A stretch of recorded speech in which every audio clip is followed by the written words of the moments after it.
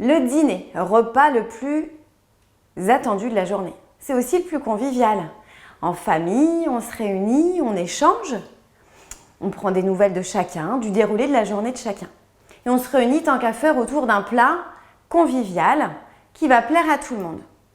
Il peut y avoir un petit peu de bataille aussi à ce dîner, notamment avec les enfants, manger des légumes. « Oh non maman, on n'aime pas ce plat » ou l'homme qui dit « Je n'ai pas assez mangé ce midi, j'ai sauté mon repas, j'ai très faim ».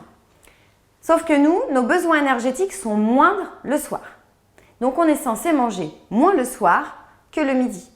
Pour autant, ça ne doit pas se transformer en soupe salade ou en soupe yaourt. Là, on n'aurait pas assez et on a intérêt à ne pas trop réduire le dîner pour autant. Avoir tous les nutriments, protéines, lipides, glucides, dans des quantités moindres que celles du midi, mais la base sera équivalente. Évidemment, je vous conseille de privilégier le fromage le midi plutôt que le soir.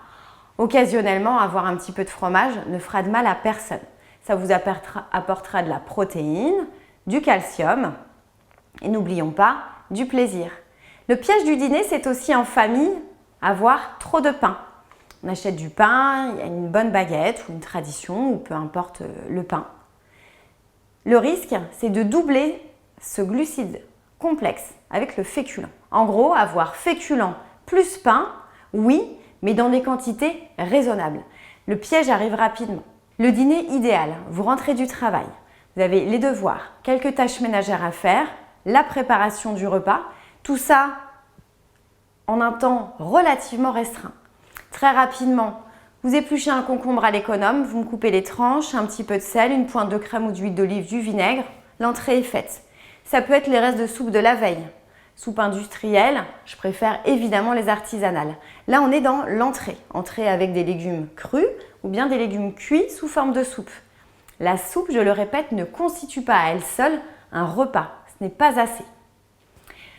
Faites-moi des petits émincés de poulet auxquels vous pouvez mélanger des légumes qui auront déjà été cuits, qui peuvent être en boîte de conserve, congelés ou frais émincés également. Vous couvrez de façon à ne pas perdre l'eau des aliments. Vous mettez un petit peu de matière grasse. Ça cuit relativement rapidement.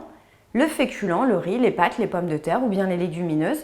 Toujours un petit peu de matière grasse, un peu de beurre, un peu d'huile, une pointe de crème pour toute la famille.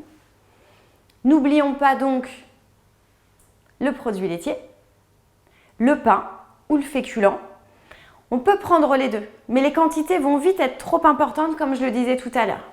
L'idéal pour une femme standard au niveau de la taille qui ne souhaite pas s'affiner, c'est d'avoir entre 120 et 180 grammes de féculents cuits plus un morceau de pain qui est aussi entre 20 et 60 grammes.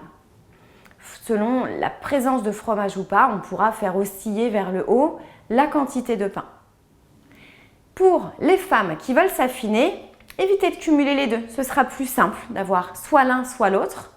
Et dans ces cas-là, la quantité de féculents, elle sera toujours entre 120 et 180 grammes de féculents cuits, bien entendu, à adapter en fonction de vos besoins métaboliques et donc de l'activité physique. Vous finirez par un dessert. Le dessert est autorisé. Juste avant, on a le produit laitier.